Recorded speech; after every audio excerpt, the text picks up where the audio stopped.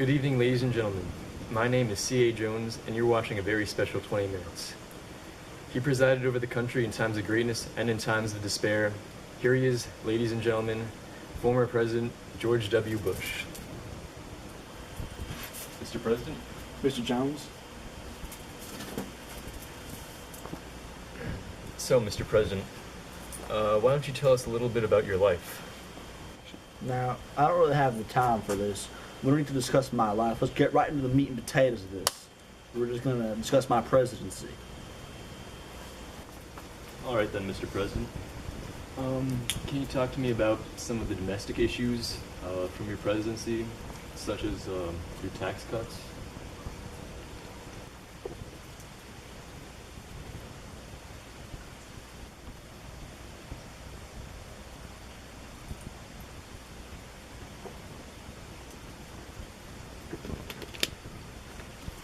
Why, yes, I can. Back in 2001, I requested a $1.6 trillion tax cut be implemented over 10 years. That exempted many Americans from paying taxes, and it really helped the common folk of our country. So, Mr. President, what was the goal of your tax cut? Well, you see, Mr. Jones, the purpose of my tax cuts were to create jobs for the American people and bolster our great nation's economy.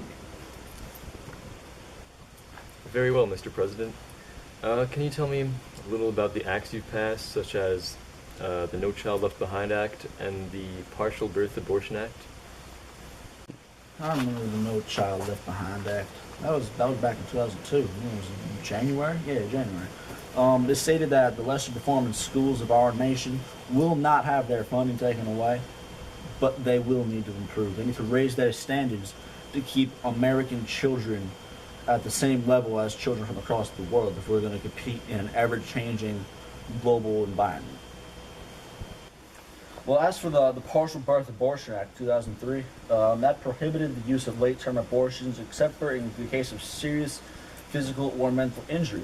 Now, see, I felt this act was a necessary piece of legislation that our country needed because honestly, I am against abortion. I believe that life begins at the moment of conception, and that for allowing abortion would be basically allowing murder. So, Mr. President, we've discussed your legislation. How about we talk about the events on September 11th? Well, on September the 11th, I was in a school in Florida. We were reading a children's book with the children when a Secret Service agent came and he whispered in my ear that the World Trade Center had been struck by an airplane. And well, at first we thought, what happened? Like, what went wrong? Was this a deliberate action or was this an accident? And well, when the second plane hit, we knew that it was a deliberate attack on American soil, and that justice needed to be brought upon the evildoers and the terrorizers who perpetrated this dastardly attack on our great nation. I'm sure that was a very rough time in your presidency. Now, how did these attacks influence your foreign policy? Well, the attacks on September 11th, they led me to initiate a global war on terror. Now, what the goal of the war on terror was, it was to bring the evildoers to justice. Let the world know that they cannot conduct such a dastardly deed and just go unpunished. So what we did, we went into Afghanistan, where we believed the Taliban were harboring bin Laden and other top Al-Qaeda officials who helped to plan and carry out these attacks on American soil. A very bold move, Mr. President. We'll move back to the war on terror after this commercial break.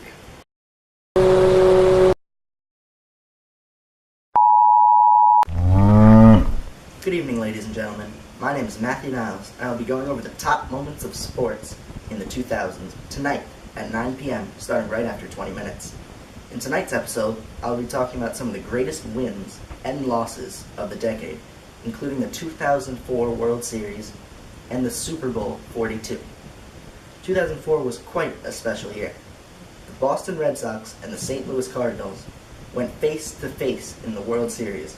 The Red Sox had just came back and beat the Yankees down 3-0, winning the ALCS and becoming the first team in MLB history to lose the first 3 games and win the next 4 to win a 7-game series. When in the World Series, the Red Sox swept the Cardinals 4-0, winning the World Series and breaking their 86-year curse. 2004 was a very good year to be a Red Sox fan. That year was one of the most intense years of baseball, full of upsets and comebacks. What an amazing series that was. In 2002, linebacker and safety of the Arizona Cardinals, Pat Tillman, left behind his team and NFL career and enlisted in the United States Army of June of that year.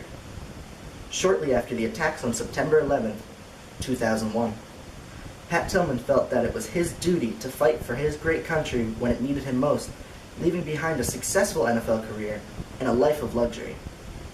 Pat Tillman passed Ranger training and became part of the highly trained, highly skilled fighting force known as the Army Rangers. Tillman served several tours in Afghanistan as well as Iraq. Specialist Tillman was in Afghanistan in 2004, where he was tragically killed in action. At first, the military reported that Tillman was fatally wounded by enemy fire, but under further investigation by the CID, it was reported that he was killed by friendly fire after one Allied group fired upon their position upon confusion. A very tragic end to such an honorable, brave hero and athlete. 2008 was another big year in sports for this decade. One of the greatest Super Bowls and undoubtedly one of the greatest upsets in sports history happened on February 3rd, 2008, when the New York Giants beat the New England Patriots despite challenging odds. The New England Patriots entered the Super Bowl after an undefeated season, going 16-0. The New York Giants entered the Super Bowl with a record of only 10-6. Many people were in favor of the Patriots, given their undefeated season and the Giants' much less impressive record. People were so sure that the Patriots were going to win that thousands of t-shirts depicting the Patriots as the Super Bowl champions were printed. When the Giants achieved victory in an intense 17-14 win, the t-shirts were then donated to people in need in countries such as Nicaragua. The telecast of the game on Fox broke the then record for most watched Super Bowl in history with an average of 97.5 million viewers in the United States. What another amazing win despite all odds. The 2008 Summer Olympics was a victorious endeavor for our great nation.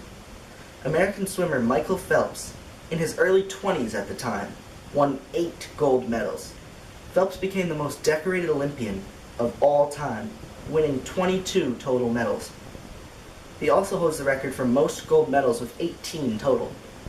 Phelps' Olympic success in 2008 earned him Sports Illustrated magazine's Sportsman of the Year award.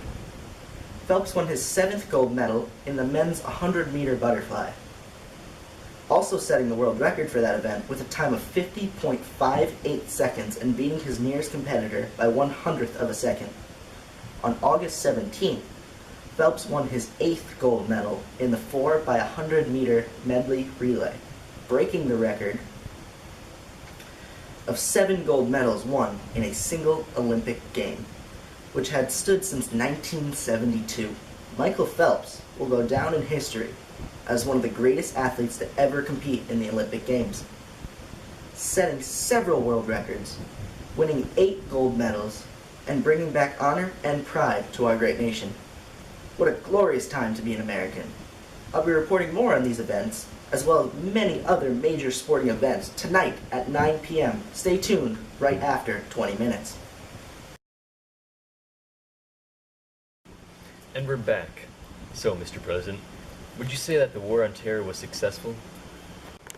Well, I guess I would say that it was a success because, America hasn't really suffered many major terrorist attacks since then. What the war on terror did, it brought the fight to the terrorizers and brought it off of American soil. And it paved the way for the takedown of Osama bin Laden. And so I guess, yeah, I would call it a successful endeavor. Now, Mr. President, could you please explain the difference between the war in Iraq and the war in Afghanistan? Many Americans get confused between the two wars. Now, see, the whole point of the war in Afghanistan was to bring to justice those who attacked our great nation on September the 11th. Now, the war in Iraq was an entirely different conflict. We decided to go into Iraq when we received intelligence that Saddam Hussein had purchased yellow cake uranium in Africa. Now, see, we could not let such a state have WMDs because we don't know what they could have done with it. And so we went in to Iraq 2003 to bring Saddam Hussein to justice, because America has a role in this world that no other country has, and what that role is that we need to bring evildoers from all around the globe to justice. Now, we cannot let evil men like Mr. Hussein just go on making WMDs and torturing innocent people. And well, I felt it was necessary. Me and my Vice President Dick Cheney, we felt it was necessary to go into Iraq and bring this man to justice. Speaking of WMDs, Mr. President, could you tell us a little about the USIndia nuclear agreement? Well, in 2005, in the month of July,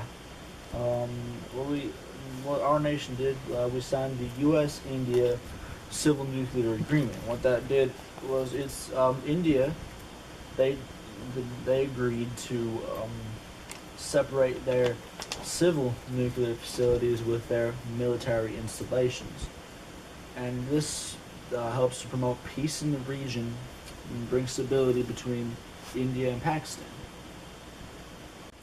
So, Mr. President, what are some of the other things you've done to help developing nations? Well, an act we had to help developing nations was the Presidential Emergency Plan for AIDS Relief.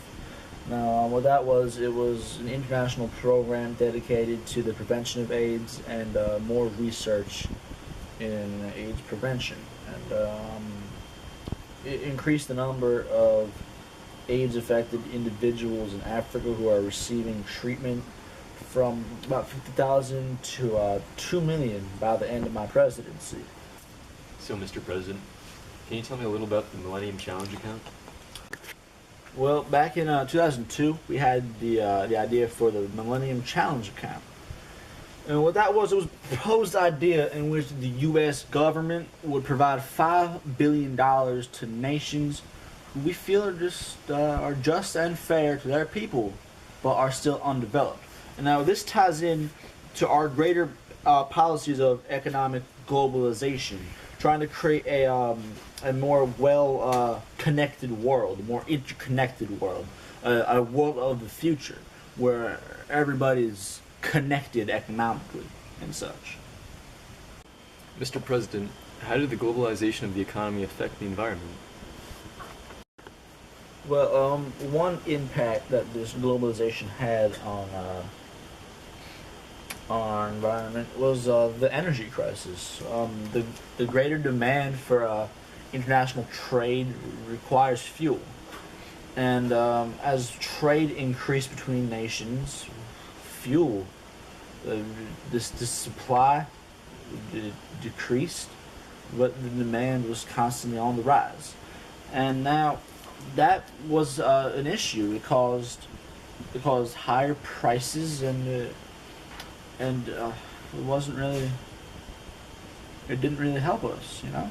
And but it did begin the search for a different kind of fuel to try to end reliance on oil. Now, another thing about oil is that some people say that it causes global warming. Now, during my time in office, global warming was a very controversial topic.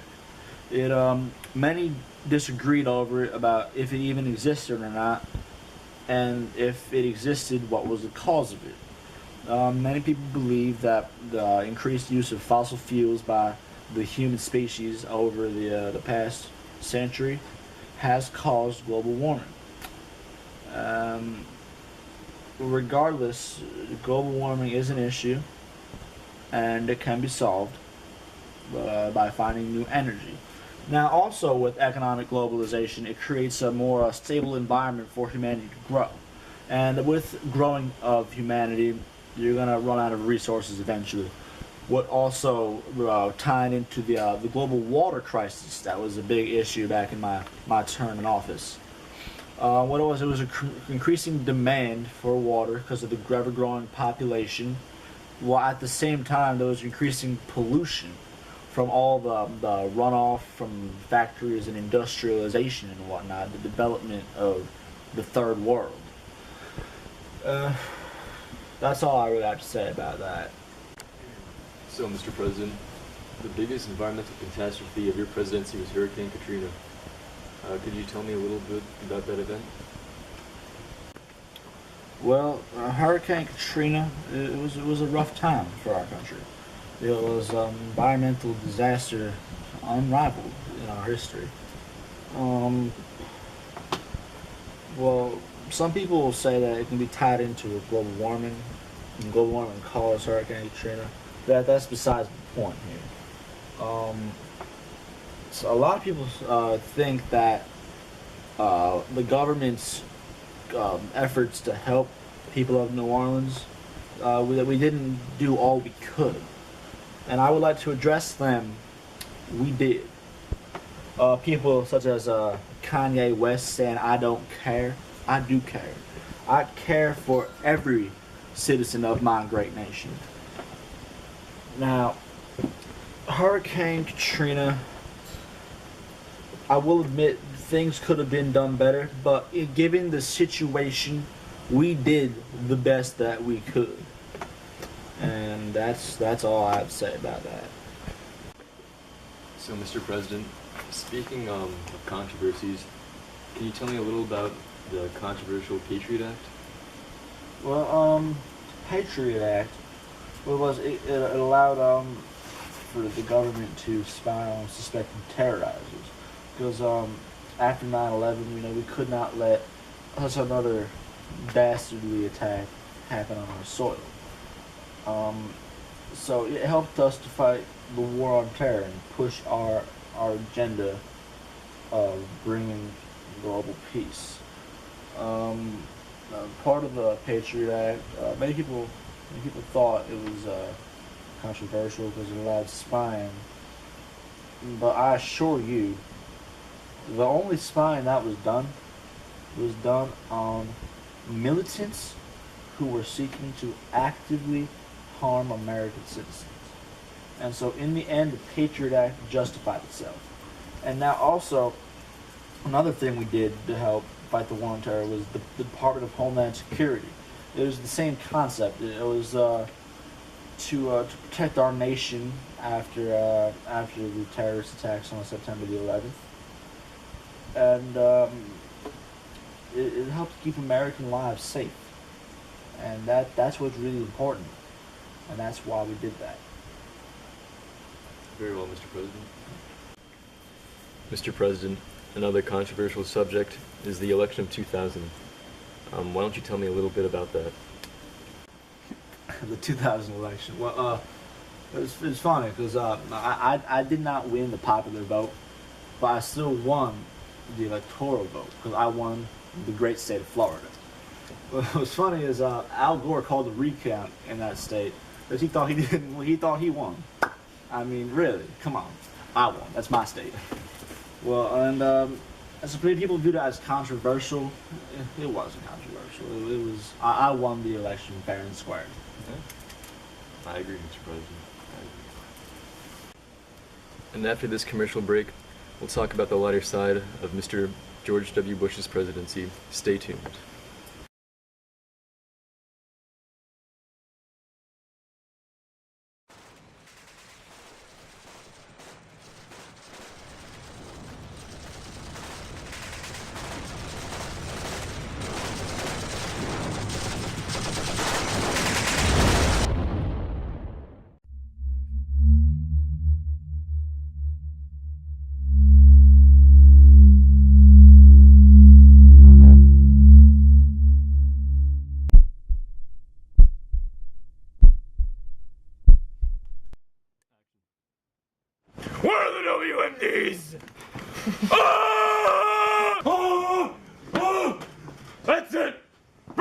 Special Forces!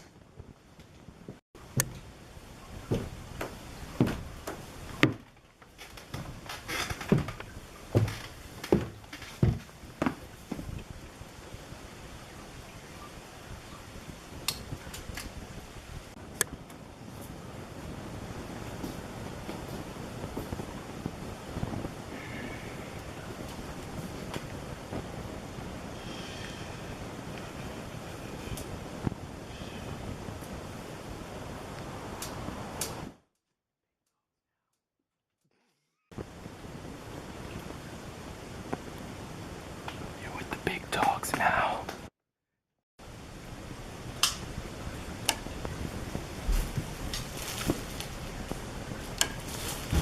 Oh, you can wish you told us what the liberties were. You ever had an American Pop-Tart before? Sit down. No. Not today. You're a monster.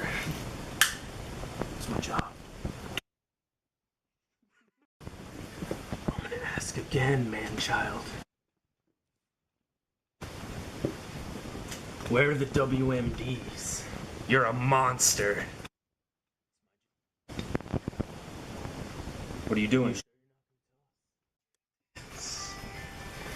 I try to take it easy on you, boy. Got a little water on you. Send in the Doug! The Doug?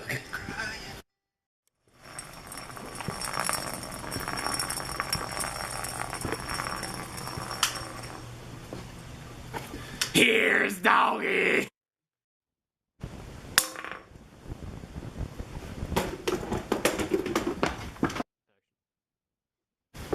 Where are they? I don't know! Where's the dog? Adar! Operation Red Dawn is a go!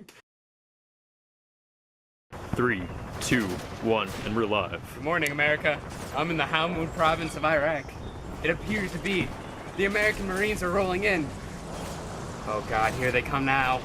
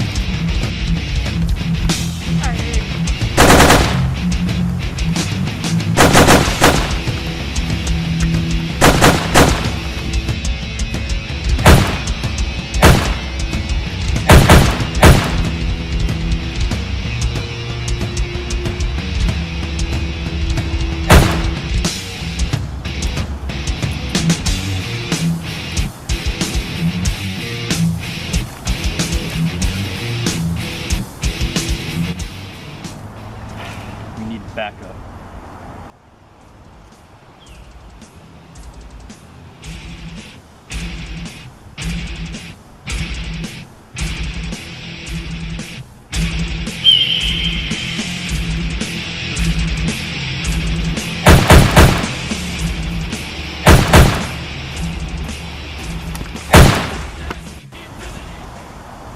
Is that George W. Bush?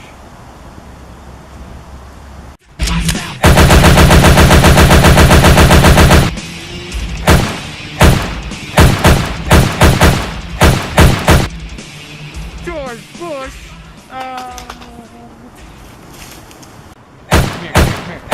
Mr. President, I can't believe the Secret Service is allowing you on the front lines. You heard it here first. The President himself is winning the war on terror. Back to you in the studio, Chet.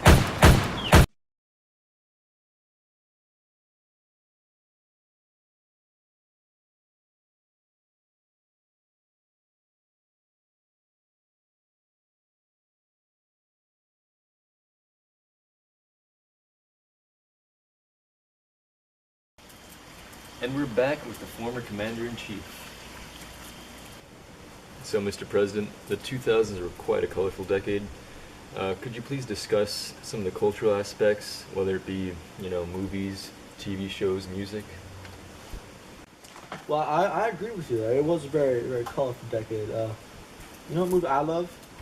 Shrek. You ever seen Shrek before? Great that, movie. that ogre? Love it. Great movie. Great film. Well made, well produced. Great story. Great story. Very, very much. Some more pop culture. Arrested Development. It was a very good TV show. It's cited commonly as one of the best works of Bush era television.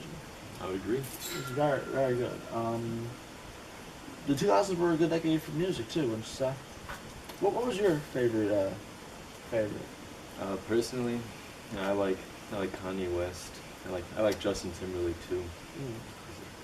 They're both very good. Me and Kanye, we haven't always seen eye to eye on many issues, but I respect the man. I respect his business, his music.